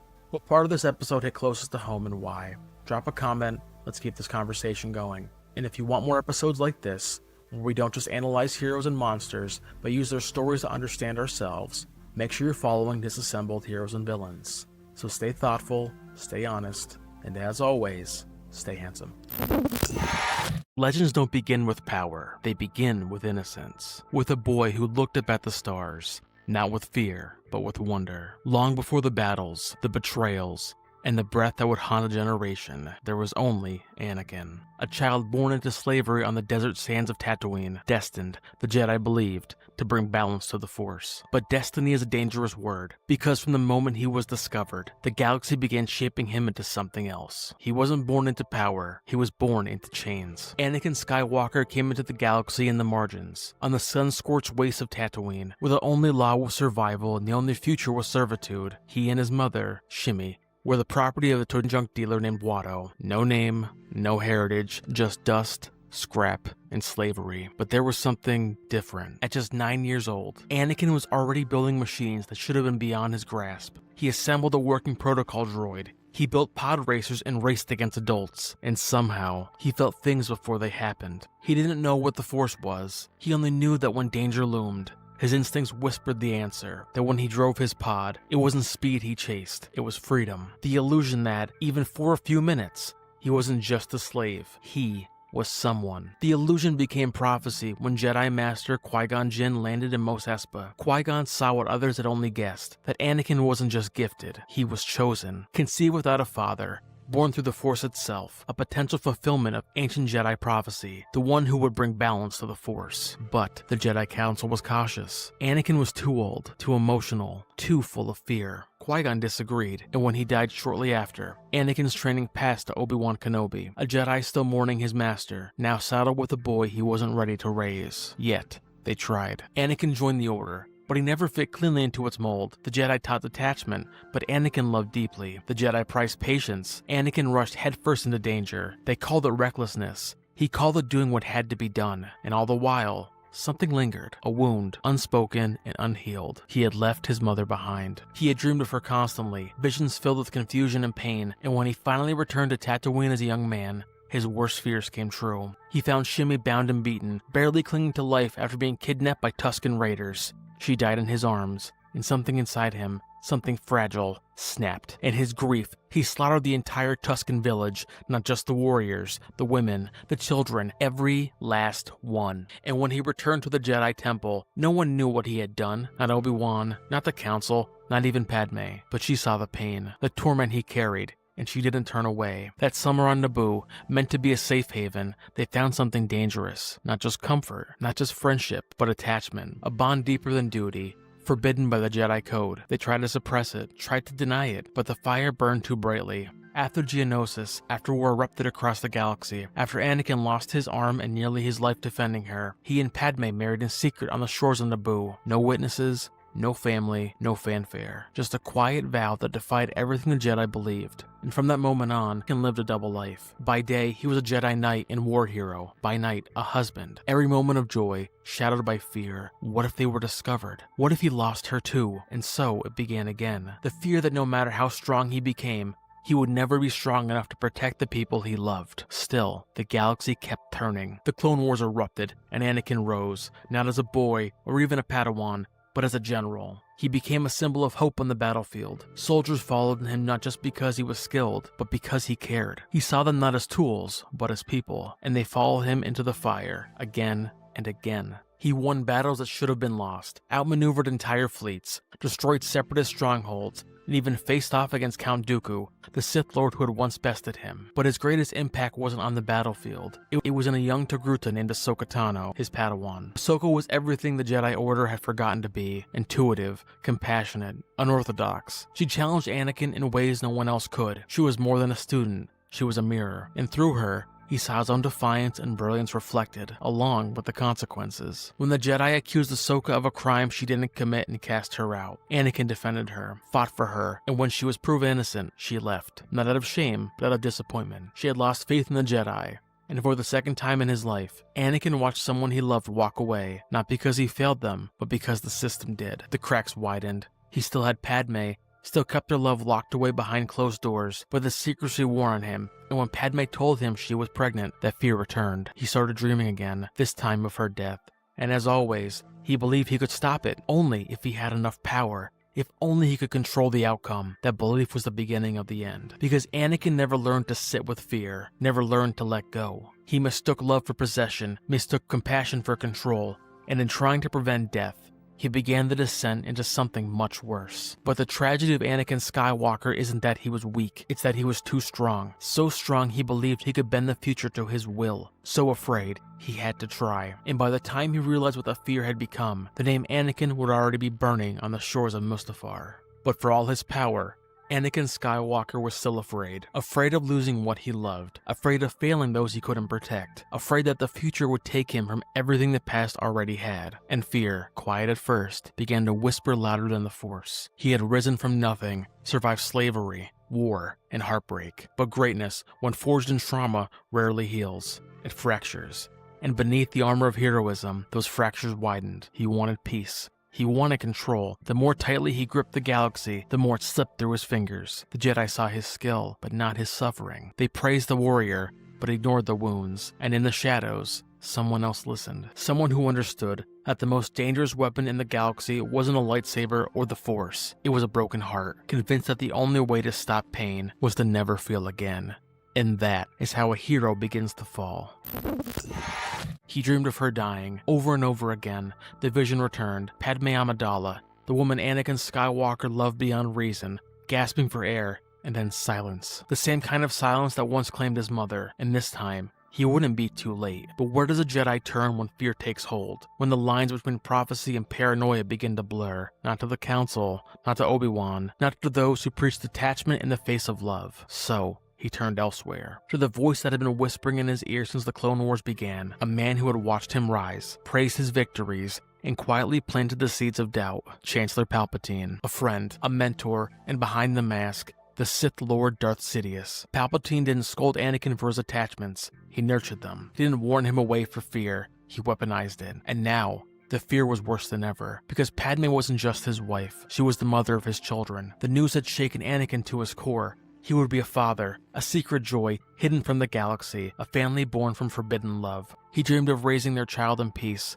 of escaping the war, the Jedi, the lies, everything. But that dream began to rot, because with fatherhood came terror. What if the visions were right? What if she died in childbirth, just like the nightmares said? What if he lost his child the same way he lost his mother? Padme tried to soothe him, told him not to worry, told him they would find a way. But Anakin had heard those words before, from a woman who died screaming in his arms. He couldn't let that happen again, and Palpatine knew it. He offered forbidden knowledge, ancient Sith power, a way to prevent death itself. It was everything Anakin needed to hear, and Palpatine knew exactly what to say. As Anakin's frustrations with the Jedi grew, when they denied him the rank of Master despite placing him on the Council, when they asked him to spy on the very man he considered a friend, his faith began to crack. They didn't trust him, and maybe they never had. Palpatine offered an alternative, not just power, but control. The kind of control that might save Padme, that might protect their children. All it would cost was everything. When Anakin discovered Palpatine's true identity, the Jedi gave him a final test. Stand with them and turn against the man who had always supported him. But to Anakin, it wasn't a test. It was confirmation. Proof that the Jedi feared him, distrusted him, lied to him. So when Mace Windu moved to strike down Palpatine, Anakin made his choice. He didn't just intervene. He severed the hand of Mace Windu and allowed Palpatine to finish the job. And in that moment, he sealed his fate. He knelt before Sidious and was given a new name, Darth Vader. His first task, purge the Jedi, and so he did. Lightsaber in hand, he marched into the Jedi Temple and turned it into a tomb. The most haunting act, the slaughtering of the younglings. Children who once looked up to him, who called him Master Skywalker, stood before him, confused, until the blade ignited. He told himself it was for peace, for order, for Padme.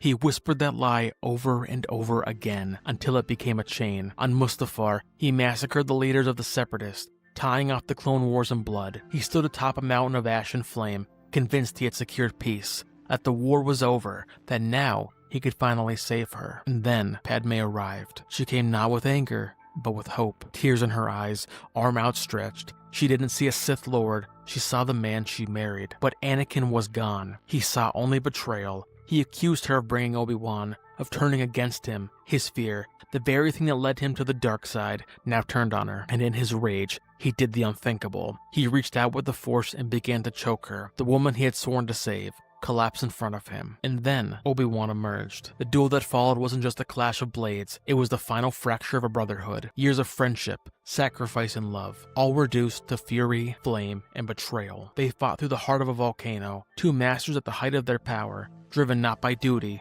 but by heartbreak. And when it ended in agony. Obi-Wan severed Anakin's limbs, leaving him broken, screaming, and burning alive on the banks of a lava river. But even then, Obi-Wan couldn't kill him. He took Anakin's lightsaber and walked away, leaving his brother to die. And Anakin would have, but Sidious arrived. He took what remained of a man once named Skywalker, rebuilt his body with cybernetics, encased him in black armor and steel lungs. And Darth Vader was born. Padme, for all her efforts, died anyway. And it wasn't just her. She had been carrying twins, two children who would never know their father. And her final words, there was still good in him, but Vader never hurt them. He awoke in darkness, chained to life by pain, and when he asked about Padme, Sidious lied. He told him Vader had killed her, that his anger, his choices, his power, had destroyed the very thing he sought to protect. And in that moment, Anakin died a second death. His grief wasn't just for his wife, it was for the future he had dreamed of, the family he would never hold, the children he would never raise, and the man who might have been a father became a weapon. He told himself it was necessary, that the Jedi betrayed him,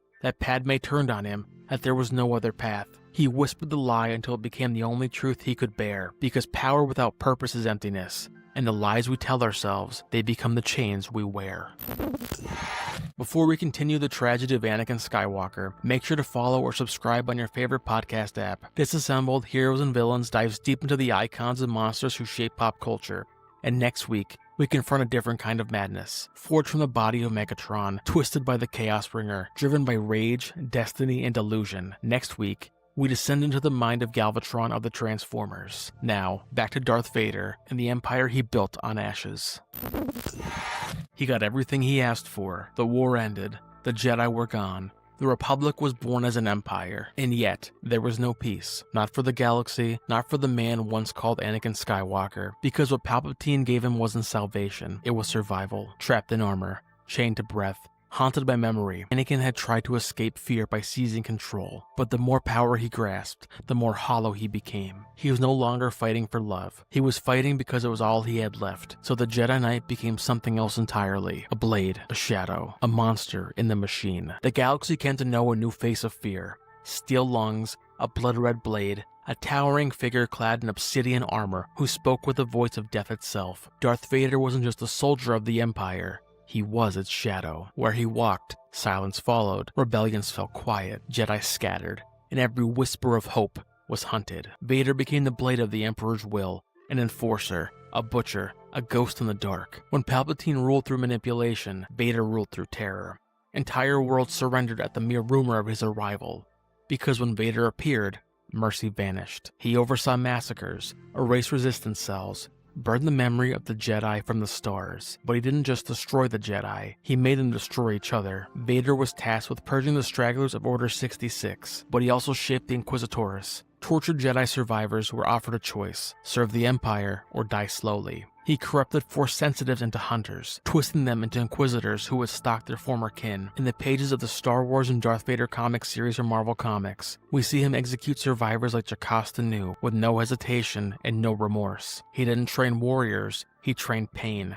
And his cruelty wasn't limited to Jedi. He oversaw Project Harvester, the abduction of Force-sensitive children across the galaxy, infants torn from their families, locked away in Imperial facilities. Some were twisted into tools, others simply vanished. On Mon Cala, when the planet dared to resist, Vader made an example of it. He didn't just crush a rebellion, he sank a civilization. Cities beneath the waves were drowned. Entire populations perished in collapsing domes and rising oceans. Then came Jabim, a mud-choked battlefield during the Obi-Wan Kenobi series. There, Vader brought scorched earth tactics, slaughtering all who stood in his path just to lure out a single Jedi. But one battle sealed the fear in the galaxy's throat. Surrounded by rebel soldiers, outnumbered, outgunned, Vader didn't hesitate. He didn't speak in threats, he moved. With his lightsaber and the Force alone, he slaughtered them in seconds, tearing weapons from hands, crushing throats, walking through fire and steel like a god of death. I am surrounded by fear, he rasped, and dead men. He ruled by fear, but fear for Vader wasn't just a tool, it was a language. Some he choked, others he made choke themselves. His interrogations weren't designed for answers, they were designed to break spirits. He'd watched rebels suffocate in silence, hold them in place with the Force, until they begged for death or betrayed one another. And yet, beneath the armor, the fire still flickered, because you can encase a man in machinery, but you cannot fully kill the soul within. The man who had once been Anakin Skywalker was not gone, he was buried beneath rage, pain, and guilt. And it was in those rare moments of silence, between missions, between screams, that Anakin clawed at the edges of Vader's mind. It started as discomfort, hesitation in the heat of battle, a name muttered in a dream, Padme. But then, the cracks widened. He was sent to hunt a Jedi on the Outer Rim, a woman, alone, trained, strong in the Force. Her name? Ahsoka Tano. Once, she had been his student, but now, she stood in defiance. Their confrontation was not a battle of strangers. It was a reckoning of the past. And when she struck at his helmet, breaking away a piece of the mask, she didn't flinch. She looked into the eyes of Darth Vader and saw Anakin, and in that moment, so did he. "You'll have to kill me," he said. "I won't leave you," she replied, and the mask, cracked though it was, hardened. Then, "You will die." He told himself it was the only way, that Anakin was weak, that mercy had no place in the galaxy they were building. But it wasn't the only moment. Years later on a cold moon orbiting Mustafar, he faced Obi-Wan once more, older, sadder, two ghosts walking through a history of fire. They fought not just with lightsabers, but with memories. And as Obi-Wan gained the upper hand, slicing away part of the mask again, He saw it. The face of the boy he once trained, scarred, haunted, alone. "I'm sorry, Anakin," he said. "I'm not your failure, Obi-Wan," Vader rasped. "You didn't kill Anakin Skywalker. I did." But was it a declaration or a confession? Because in that moment, Anakin's eyes were wet with something Vader had long forgotten: tears. He turned away, let Obi-Wan live, and again, the armor held, but the cracks never healed. There were others, moments hidden from the Empire's eyes. When he visited Padme's grave in secret, when he paused before slaying a child who reminded him of his son, the boy looked at him like a son looks at a father. So Vader made sure he died screaming, and yet afterward, he lingered. When a rebel pilot's defiance stirred something painfully familiar in his heart, and when, deep within his meditation chamber, he would remove his helmet and sit, not as Vader, not as the Emperor's servant, but as a man, alone with nothing but memory. Because identity is never fully destroyed, it is only forgotten, buried under years of pain, and sometimes, in the quiet, it remembers itself. The most dangerous part of that remembrance is that it offers hope, a sliver of light in an otherwise impenetrable darkness. And hope is what the Emperor feared most, because if Vader remembered who he truly was, if he rediscovered his purpose, his family, his name, then the Empire's greatest weapon might turn against its master. Vader, he was beginning to remember. But memory is a dangerous thing, because even the smallest flicker can become a flame, and as the cracks in Vader's armor widened, so too did the space in something far more dangerous than rebellion: remorse, doubt, love. He had buried Anakin Skywalker beneath metal, obedience, and fear. But Anakin was never truly dead. He had simply been waiting for a moment, a reason, a name. And then, one day, in the shadow of the Death Star, the name came: Luke. He had slaughtered Jedi, crushed rebellions, drowned worlds, and yet he still had a son. Luke Skywalker didn't come with vengeance in his heart, he came with hope, not just for the galaxy, but for his father. In Return of the Jedi, Luke surrenders himself willingly, believing he can reach the good still buried inside Darth Vader. Not the machine, not the monster, but the man. Vader denies it. Again and again, he claims Anakin Skywalker is gone, that only the dark side remains. But Luke doesn't strike, he doesn't hate, and he begins to unravel the lies Vader has clung to for decades. Because if the boy won't fight him, then what kind of monster is he, truly? On the Death Star 2, as Palpatine watches with cold amusement, father and son clash. Vader tries to provoke him, to break him, to force Luke to become what he once did, a Jedi, corrupted by fear and rage. And for a moment, Luke does give in. He strikes back, fights harder, overpowers Vader, slices through his father's defenses and severs his mechanical hand. And there, staring down at the smoking wires and exposed metal, Luke sees what he's becoming. He turns off his saber, and with trembling defiance says, "I am a Jedi, like my father before me." That word, father, it shatters what little was left of Vader's delusion. Palpatine responds with fury. Lightning crashes into Luke's body, ripping through him, bending him backwards in agony. And Vader just watches for a heartbeat, a long, eternal heartbeat. He watches his master torture his son, the same master who had promised him power, who had whispered lies about saving Padme, who had turned Anakin Skywalker into a weapon. And in that moment, the blade breaks. Not a lightsaber, not a machine, but the chains on his soul. Darth Vader lifts the Emperor into the air and hurls him into the abyss. And with that act, Anakin Skywalker returns, not in victory, not in glory, but in sacrifice. Because redemption is possible, but it costs everything. Lightning surges through Vader's armor, circuits fry, the life-supporting systems begin to fail, and as he lies dying, he asks only for one thing: "Let me look on you with my own eyes." Luke removes the helmet, and for the first time in decades, Anakin Skywalker is not a shadow, not a mask, but a father looking into the eyes of his son. He dies moments later. No parade, no forgiveness from the galaxy, no chance to make amends for what he did. Only silence. But in that silence, there is peace. Because the dark side did not win. The Empire did not keep his soul.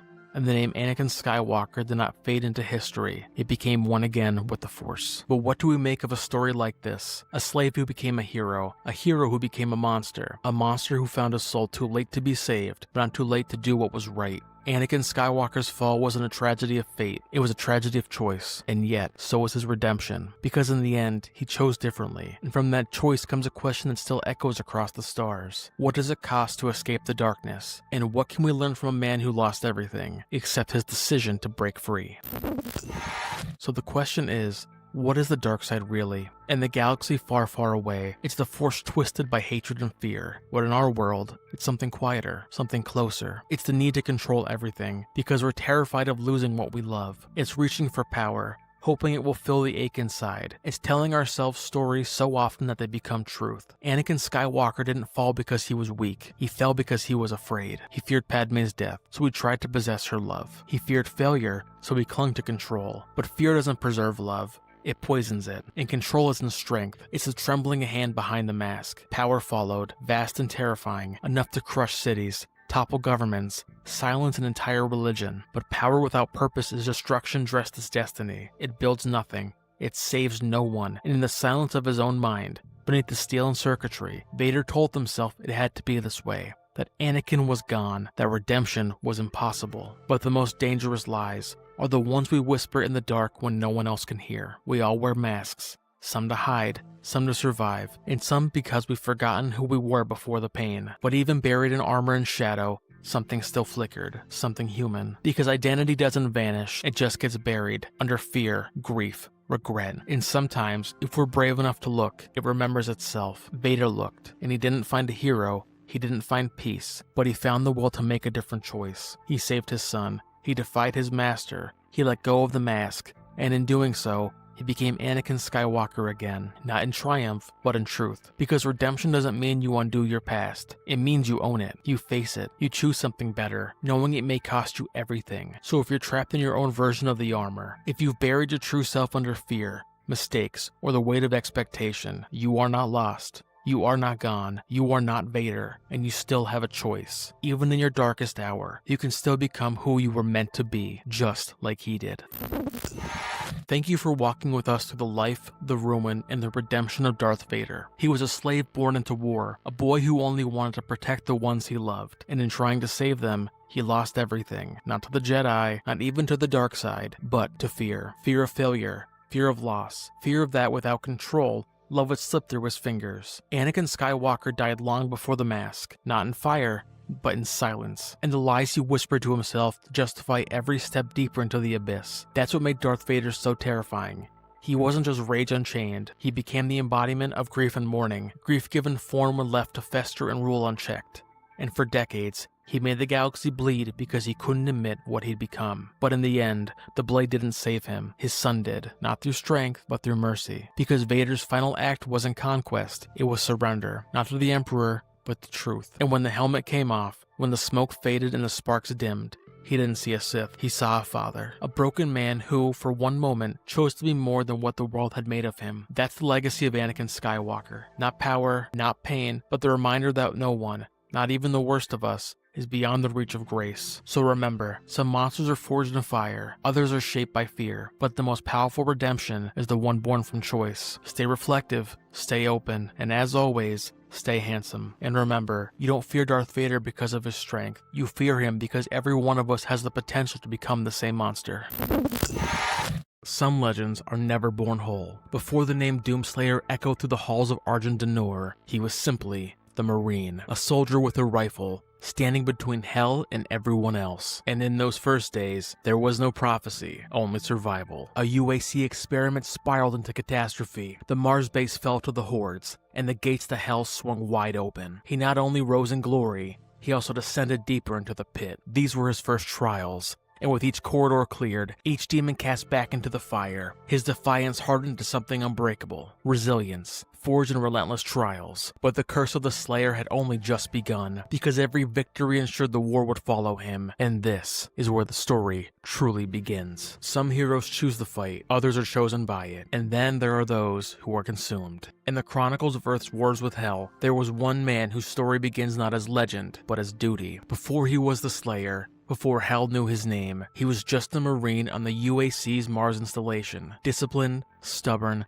and unwilling to follow an order he knew was wrong. Quick Champions hints at this earliest crucible, alone on the Phobos base, surrounded by the dead. From the hangar to the nuclear plant, the metal corridors hum with falling lights and the hiss of airlocks bleeding into the void. Somewhere in that suffocating silence came the first distant screech of something wrong. The shotgun's first blast was not strategy, it was survival. The chain gun's roar was not dominance, it was defiance. He was the last man standing, not because he was the strongest, but because he refused to stop moving forward. That decision to keep moving revealed the truth about resilience. It isn't a gift bestowed on the lucky. It's a a choice to make every second you remain alive. Every drop of blood spilled around him became another reason to advance, never an excuse to stop. In Doom 1, the Marine would enter the mouth of hell. The UAC's experiments cracked reality wide open, and hell poured through. What began as a secure military outpost became a slaughterhouse of steel and fire. His path ran from blood-slick corridors to the yawning pits of inferno, under skies of burning red clouds and floating mountains,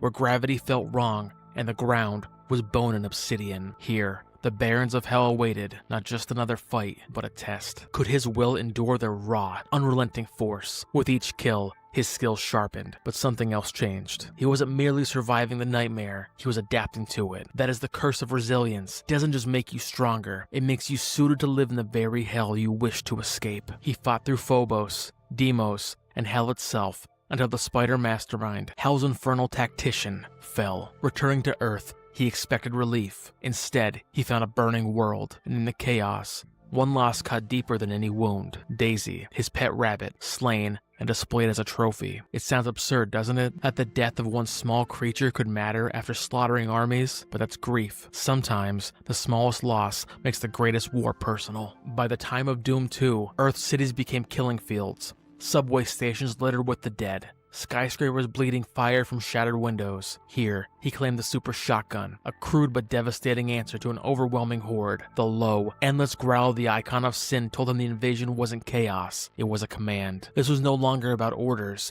no chain of command, no rescue, only him and the billions he refused to abandon. When the icon fell, he was no longer a lone survivor. He was humanity's champion. Resilience had transformed him, turning a soldier into a leader when the fight became larger than himself. But by Doom 64, it became apparent that peace never lasts. Hell returned, twisting its own realm into shapes meant to break him. Corridors folding in on themselves, impossible staircases, and the gnawing sense that hell was learning him as much as he was learning it. In the shadows, the mother demon waited, the source of the renewed invasion. He slew her, the portal home opened, and he chose not to step through. Instead, he sealed himself inside hell, hunting its armies at their source, ensuring they would never rise again. This was the moment that Doom Guy ceased to be a man and became something eternal. Purpose had outlasted the person. It's one thing to die for a cause. It's another to live with it, to let it strip away everything until only the mission remains. The gates closed behind him, the sound echoing like a tomb sealing shut. In the mortal realm, he was gone. But in hell, whispers spread of a figure that could not die, that could not stop. The Marine was dead, and the Slayer was coming. But hell does not forgive a soldier who refuses to die. In the silence after the last demon's fall, the Marine might have walked away. Instead, he stayed, sealing himself inside the pit, knowing its gates would never open for him again. That was the end of the man. What followed was not survival, it was transformation. Trapped in the heart of the enemy's domain, every strike was honed into instinct, every wound a reminder that he no longer fought for home, but for the war itself. Hell threw its legions at him again and again, not to kill him, but to break him. And it failed. And then, the day came when he was found, by warriors not of Earth, but of Argent D'Nor. They did not see a man, they saw a weapon, an answer to the prophecy, a champion who could turn the tide of war older than its own. In their halls, his rage would be given armor. In their battles, his wrath would be given purpose. And in their legends, he would be given a name, the Doomslayer. He was not a knight in shining armor, but an angel with a sword of fire, sent not to save, but to punish. He emerged from hell not as a broken survivor, but as a force, scared, silent, relentless. The night sentinels of Argent D'Nor found him first, drenched in smoke and shadow, his eyes refusing to look away from the horrors he had survived. King Novik offered no worms of balm, no royal cloak, only a vacant throne and the weight of war upon his shoulders. Argent D'Nor was a realm forged by sorcery and steel, its denizens steeped in the Wraith Call, a magic granting shape to both might and machinery. Its skies were braided with floating citadels and skyward beacons. Its vanguard, the Night Sentinels, were the sworn guardians of the elemental wraiths, mystic beings whose essence defined the balance between light and endless night. With the Slayer among them, an outsider whose blood still bore the scent of brimstone, the Sentinels felt both awe and an unspoken unease. On the volcanic plains, he seemed to be the storm-given form, cleaving through barren legions with fury that defied any mortal cadence. The siege of Kadesh was less a battle and more the birth of a legend. He cut a deep path into Hell's ranks until the Night Banner stood where demons once roared, a sign that prophecy was being written in scarlet, and Hell answered. Their voices darkened with fear. They gave him a name, Doomslayer, not as a reverence, but as a warning echoing in the dark, a promise of death made holy. But each demon's shriek at his approach refracted back into his soul. Each safe sentinel counted as one last piece of him. Wrath, once a facet of his being, was now his burden and his mooring. His purpose became tethered not to hope, but to endless conflict. He could not rest. He could never step away. In the valley of the Wraith Temples, atop scorched spires and broken altars, he did not stand as a king or commander. He stood as a sword Argent D'Nor needed, but would never accept as its herald. More than a man, he had myth. He was not a knight. He was vengeance given skin, but vengeance is a door that doesn't let you leave. Behind every battlefield victory, a fragment of his humanity was left behind. Candor in the Sentinel's admiration flickered into concern. A sister in arms murmured, "He carries hell on his shoulders." King Novik, silent in his throne room, considered what the war had demanded of this stranger, and what it would take to hold him once the dawn came. Meanwhile, down in Hell's sprawl, demon generals stitched rumors in dark tongues,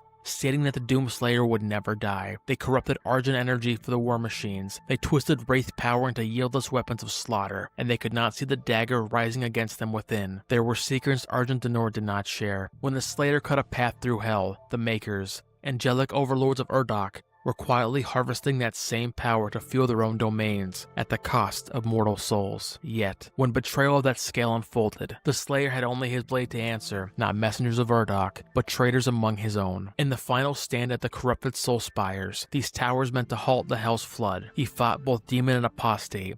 The kingdom crumbled around him, but his wrath held steady until the Night Sentinels could retreat, and when the dust settled, he walked alone, but not anonymous. Even the Makers learned to whisper his name. Demons run from him. Argent D'Nor remembers him. As the embers of war settled into memory, the man behind the armor had vanished. In his place lingered the Doomslayer, the embodiment of anger, of grief, of unyielding purpose. The world not only feared what he could do, it feared what he had become. But legends once forged are not left to rest. The Slayer's victory did not end the war, they only deepened it. For every fortress he toppled, Hell built another. For every army he shattered, a greater host emerged from the shadows. The prophecy he had carved into the bones of his enemies became a chain, binding him to an endless hunt. And so, the warrior who rose from the fire and steel was cast into a darker crucible, one not of trial, but of endurance. His name carried across worlds, whispered in dread by demons who had never seen him, yet felt his presence like a shadow on their soul. The Dark Ages had given birth to the Slayer, but what came next would prove whether even legends can survive forever. Before we go to hell and back with the Doomslayer, make sure to follow or subscribe on your favorite podcast app. Disassembled Heroes and Villains dives deep into the icons and monsters who shape pop culture. And next week, we'll leave the blood-soaked corridors of hell for the endless void of space. A scientist turned warrior, an Autobot who has changed sides more than once, yet always fights for something greater than himself. Next week, we take flight with Jetfire of the Transformers. Now, back to the Slayer and the war he could never escape. Centuries had passed since the Doomslayer vanished into legend. His armor lay cold, his weapons silent, his war seemingly over. Yet wars like his do not end, they wait. When he was found, it was not in honor, not in peace, but in a sarcophagus deep within the ruins of a UAC outpost on Mars. The air reeked of brimstone and blood. Alarms wailed through corridors littered with bodies of the dead. They had not resurrected him to end the war. They had awakened a weapon. The moment his eyes opened, the chains holding him down became meaningless. The stone cracked beneath his fist as he tore himself free, snatching up the Praetor suit as though centuries had not passed. His gauntlets clamped shut, the visor sealed. The war began again. In Doom 2016, the UAC had invited Hell in, their greed and arrogance tearing open gateways in the name of infinite energy. But the Slayer was not summoned to reason with them. He was unleashed to undo their folly with vengeance. Mars itself became a killing ground. Possessed scientists, Hell Knights, and cyber demons fell in storms of buckshot and the rhythmic boom of the super shotgun. His weapons roared like thunder, the chain gun Sparrow spinning like molten rock, the rocket launcher's backblast scorching walls, the crucible blade igniting in arcs of crimson light. Through the foundry, the Argent facility, and into the very bowels of hell, he carved a path, dismantling the demonic evasion one corpse at a time. At the heart of it all lay the well, Hell's reservoir of Argent energy, the source of their power on Mars. In the choking heat of the infernal abyss, the Slayer shattered the well, severing Hell's link to the mortal world. But even here, victory tasted like betrayal. Dr. Samuel Hayden, the one who had awakened him, saw only the potential of Hell's energy, not its threat. With the crucible in his hands, Hayden ripped the artifact from the Slayer's grasp and, with a burst of white light, cast him away. The war was not over, it was simply redirected. Centuries of slumber had been broken by necessity, And the lesson was clear. Legends cannot rest. They are not given peace. They are dragged back into the fire because someone, somewhere, believes they cannot be replaced. But in Doom Eternal, the Slayer would return. And here, the war had grown far beyond Mars. Earth itself was burning. Its skies lit with the red glow of the Hell invasion. Cities lay in ruin, overrun by cultists and demons alike. Yet, this was only the surface of the conflict. Behind the invasion loomed the Khanmaker, ruler of the Maker race. His machinations tied to the fate of countless worlds. The Slayer's war escalated to a cosmic scale. He hunted the Hell Priest, silencing their sermons with shells and steel. He braved the icy ruins of Sentinel Prime, the burning wreckage of Terrace Nabad, and the cursed expanse of Necroval. In these places, memories bled through, visions of his past as a Night Sentinel, of the fall of Argent Denor, and of the betrayer whose choices had damned them all. But the greatest threat has yet to come. The Khanmaker, desperate to feed her people's survival, sought to unleash the icon of sin, a living apocalypse, a titan of pure hell energy that could wipe Earth clean in hours. The Slayer fought across dimensions to stop her, dismantling her empire piece by piece. In the depths of the Urdok spires, he severed the Maker's grip on the icon's heart, setting the beast loose on her own domain. The final battle was not fought in secret, it was a cataclysm made manifest. Streets crumbled under the icon's weight. Skyscrapers splintered like kindling, and the Slayer climbed its body like a mountain of flesh and bone, delivering the final blow with the Crucible's blazing edge. Earth was saved, but at a cost that could never truly be counted. For every victory, the Slayer understood another war would rise. Hell could be beaten, scattered, reduced to ash, but it would never be gone. The Sentinel spoke of a prophecy long ago, and whispers half believed. When the last demon falls and the last gates close, he will still stand, waiting for the next breach. In the quiet after the icon's fall, the world began to rebuild, but the Slayer did not rest. He stood at the edge of the battlefield, the wind tugging at his torn edges of his cape, eyes fixed on a horizon only he could see. The war would call him again, not in years, but in moments, because he is not a savior. He is a constant, the embodiment of the truth no one wishes to hear, that even victory has a cost, and that some battles can never truly be won. The last echoes of gunfire faded into the void, but there is no victory cry. Only the heavy weight of another battle survived. The enemies were gone, their corpses scattered across scorched ground. Yet, the air still hums with a promise. This is not the end. It never was. For every demon slain, another lurks behind the veil, sharpening its claws in the dark. For every gate closed, another fracture splinters the barrier between worlds, and though the battlefield changes, the war remains the same. The Doomslayer had never stopped moving forward, but forward goes on forever. The last echoes of battle fade, but the war remains. For others, victory means going home. For the Doomslayer, it means preparing for the next fight. Because when you are forged for war, peace is just an intermission. So we return to the chain of inevitability, each link forged in blood, each lesson carved into the armor. Resilience cost him freedom. From the moment he took the mark of the Slayer, his fate was sealed. Hell could not kill him, and the worlds of men could not hold him. He cannot lay down his arms without feeling the weight of those still in danger. Immortality without rest is not a blessing, it's a sentence. Sacrifice cost him humanity. Some warriors fight to protect families, kingdoms, or ideals. The Slayer gave all that away. The man he once was, marined, friend, perhaps even a lover, was burned away in the fires of hell. What rose from the ashes was something else, something the human world could no longer fully claim, and in that wrath cost him peace. Anger became his compass. It kept him alive when nothing else could, but wrath is a weapon that never cools. Every demon slain was a reminder of what he had lost.